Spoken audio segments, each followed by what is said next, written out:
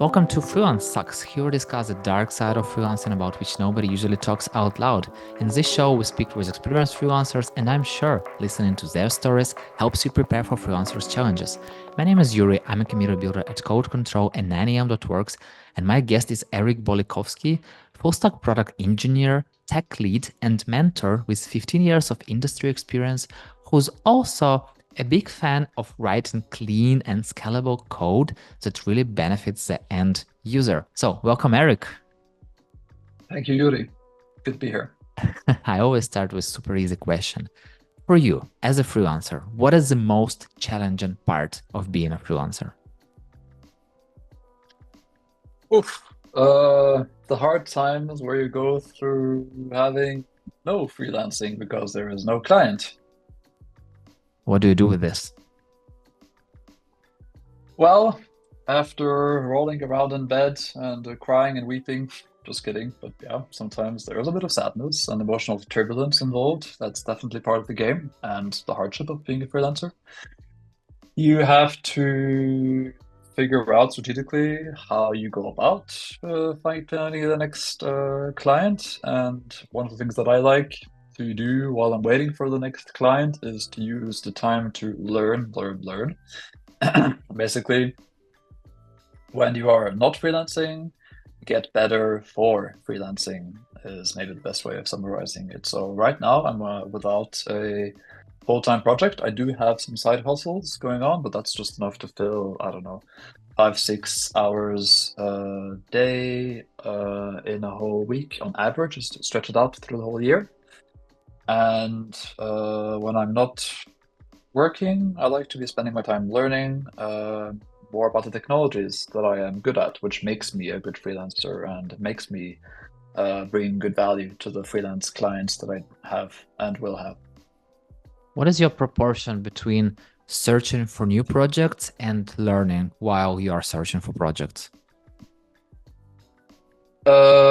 So in the current mode of searching for projects, hard to say. I don't count the hours, but my gut feeling would be maybe I spend 50% of my time, 60% of my time searching. There's a lot of conversations and interviews and contacting and writing, blah, blah, blah. And the rest of the time, 40, 50%, so to speak, learning. How do you decide what exactly to learn? Because there are so much learning opportunities out there. That's right, Yuri.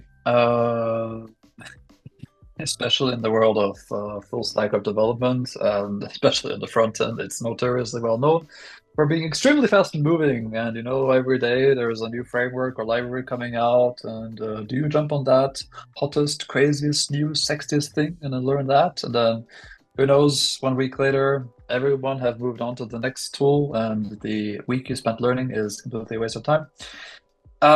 The good answer is that you kind of get an instinct over time. Sometimes, actually, a lot of the time, what has really worked out for me is to not jump on the latest and best and shiniest tool, but kind of like see that something comes out and then wait if it has passed the test of time. If something has been out there for a while and then has widespread adoption, and plus, it is something that you see your desirable clients often mentioning as a skill that they need you to have. That's usually a good telltale that it's something that you ought to learn.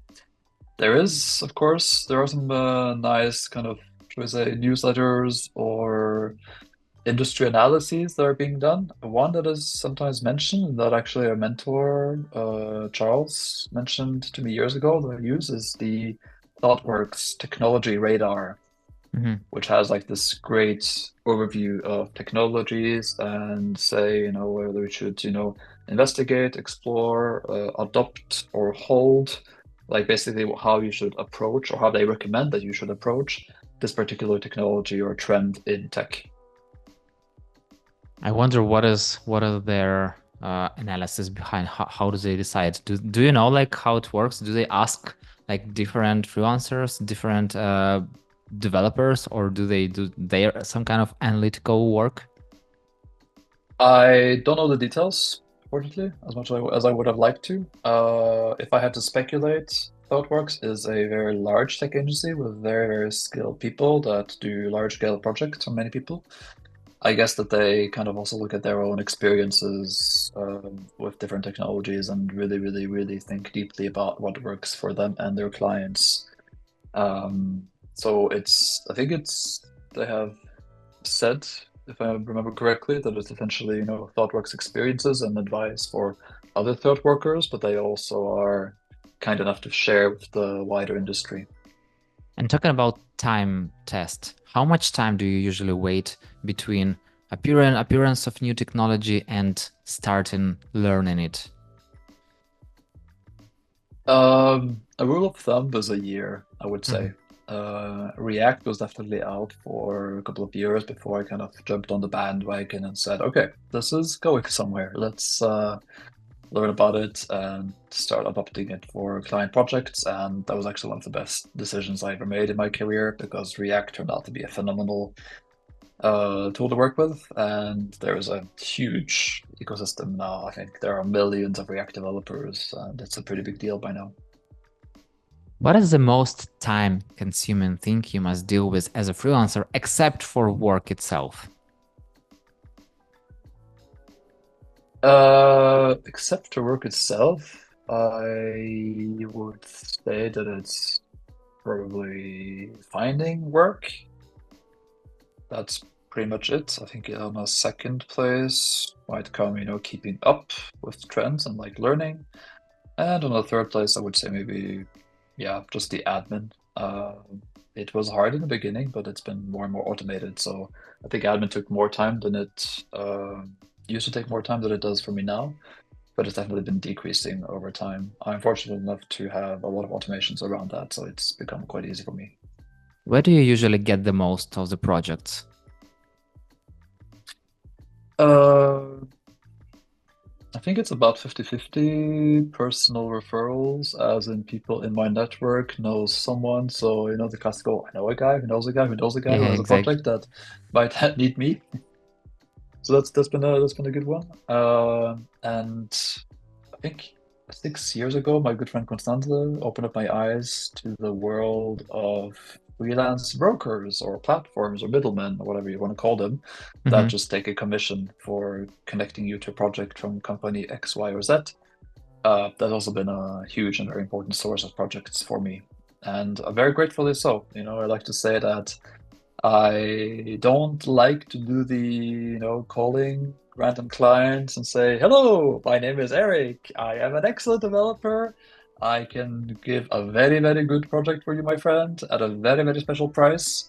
See how bad of a job I am at pitching you my abilities now?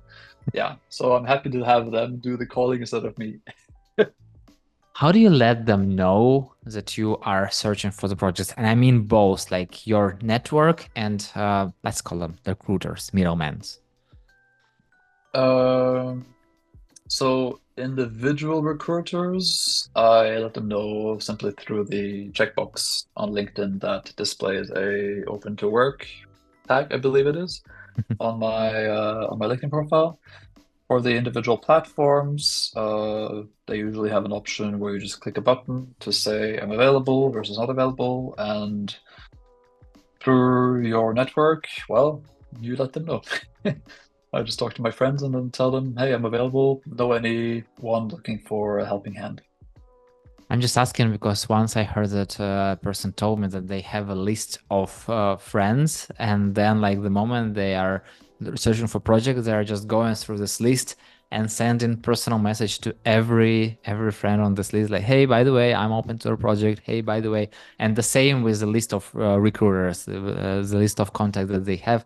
They also go to them and like send them email one by one. Hey, and I feel like they even do some kind of automation, so it automatically sends Mm. messages, which is like, yeah. And I'm curious if there's some kind of system for you behind, but I understand that it mostly through this like automated platform things. And I'm curious when you are getting a project and when you don't have additional time to work, do you always remember to unclick this thing?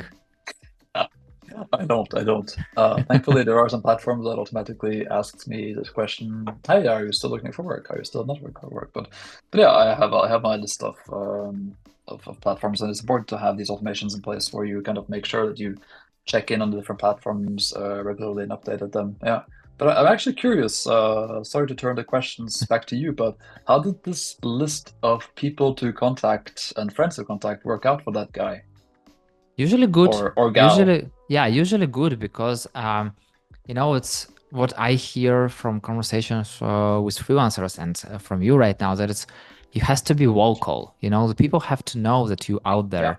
And sometimes what I also meet that people are receiving more projects that they can really deal with. And if you are on people's radar, it doesn't mean that you have to always be in their DMs, in their messages, but I call it like good coincidence, just right time, right moment of Mhm. time. And if you have a good enough network, you might get lucky. And it works because people are usually they can tell you that, oh, by the way, I'm also searching for projects, which is good because if you are receiving project yourself first and then somebody else reaching out to you, you can refer those people. That's how you also continue having these connections. But in usual, the more you vocal about, the more you keep telling people that you're open for the project, the better. So, and I know that it's sometimes hard for freelancers to do this because like yeah, I don't want to bother those people. I don't want to maybe they're also searching for projects, I don't want to add on their plates. But it's just like, hey, by the way, I'm open for a project. If you have any, please pass them my way. Just simple message. And it works because this person who told me this, they are it's not like they have problems with finding projects, at least as far as I know. So I would say it works. That's really, really cool to hear. I think that, yeah, it's definitely worthwhile to be on people's radar as long as you're not a pain in the ass, which is something I'm afraid of, by contacting all of my friends. Hey, hey, hey, hey, hey, I'm listening. I'm available for projects. But if you do it once in a while, and I think I mean, friends are friends because they like to help you. And asking for help is no shame. Absolutely not. You don't have to ask, you don't have to reach out to random friends. You have to Mm, reach out exactly with those people who are in your like, like this inner professional circle.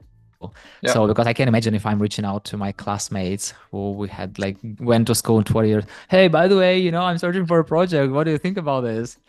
Most likely they don't care. So yeah, it's always about choosing carefully who to reach out to.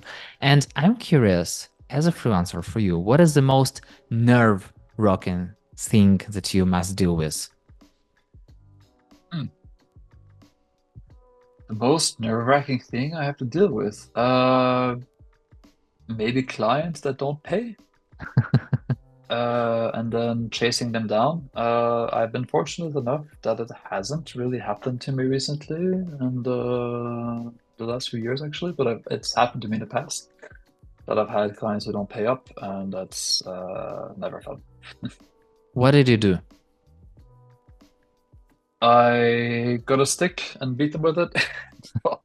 Jokes aside, followed up, and there was a bit of a pain in the ass in a couple of cases. I basically had to write off the invoice because there was nothing to be done, and Mm. the value in pursuing payment through other means, meaning incasso or debt collector, simply didn't outweigh the costs of doing so. So I basically, cut my losses and said good was good enough. Like, yeah, didn't work out. Okay, got it. Yeah, at least you know you're never gonna work with them again. Exactly. As a freelancer, do you ever feel professional loneliness? Hmm. Uh, yes, it's weird because I have actually felt this without maybe actually thinking of it in that way. But I think one of the nice things about going to the Freelancer Unlocked conference, thanks again for organizing that, or That was such a nice experience because yeah, there were many other freelancers and like, okay, wow, there's a whole world of people out there, and good experience. So maybe it was more like, there are other freelancers out there that I'm not aware of, and I should connect to them. I so yeah, I guess I felt a kind of uh, freelancer loneliness, you could say. But I think what always helped me was that I am good at going to co-working spaces, sitting there and work with other people. So I get the vibe of working with other people in tech and don't feel so lonely in that regard, even if though most of those people haven't really been freelancers, just like, employees in other tech companies. If your friend wanted to become a freelancer, what are top three things you'd advise them to consider before doing it? Top three things to my friend. So, dear friend, let's say Ola Norman, which is the generic John Smith in Norwegian language.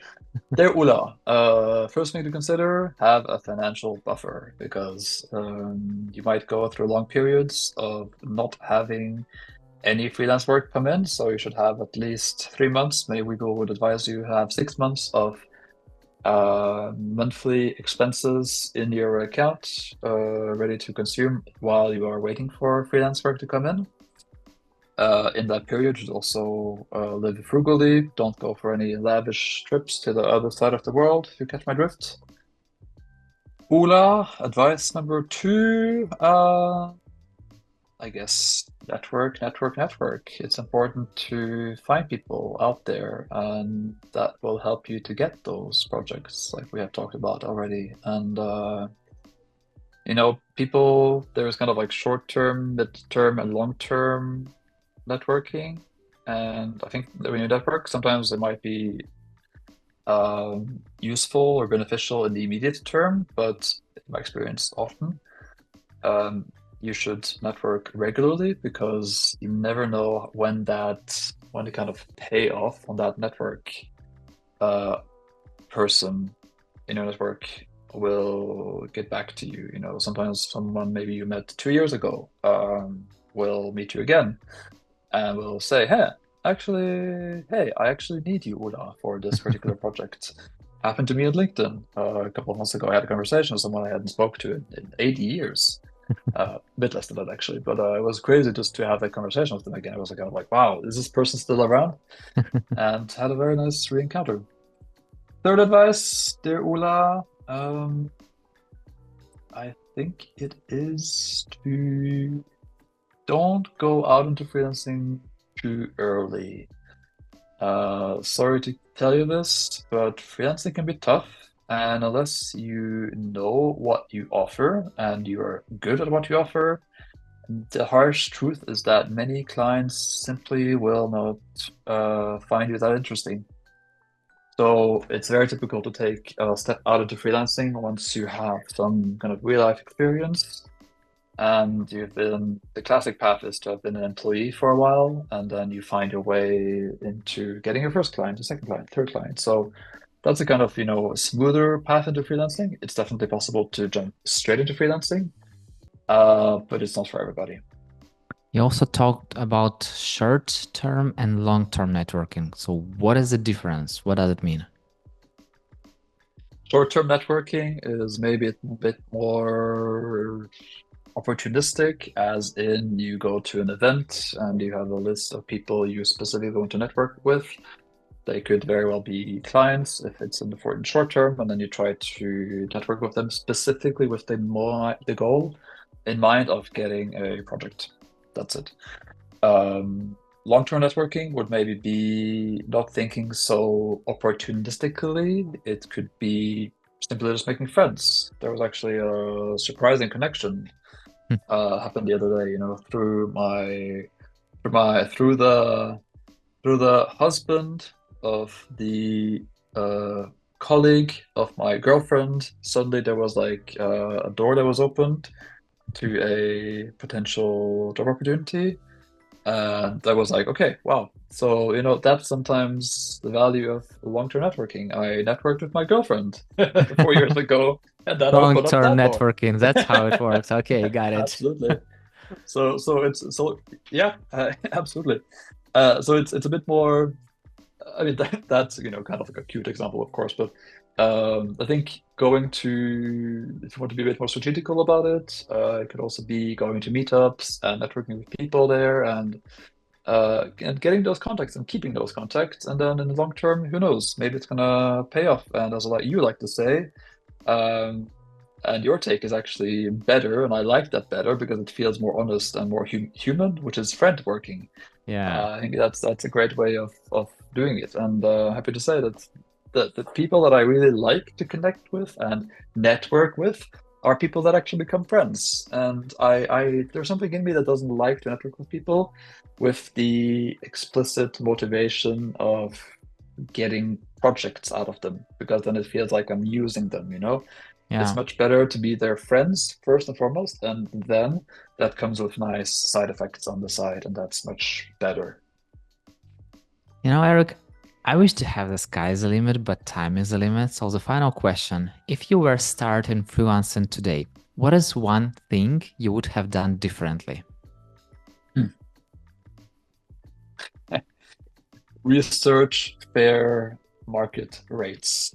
I did that mistake very early on, and a wise friend told me, Eric, you are undercharging and you seem unprofessional for offering such a low rate. And that's a hard lesson I discovered 2 or 3 years into my freelancing career, too late. Would you believe it? So yeah, if I could travel back in time, I would have said, Eric, charge a fair price. And I feel like it's better to understand that you're underpricing than overpricing. So it's always a room to grow. And Yeah, yeah, Eric, thank you so much for sharing your experience and having such an open conversation. thank you, Yuri. And thank you so much for listening. And if you like the show, hit the like button, 5 stars, and share it with your friend. That's it. We're done. See you in the next episode.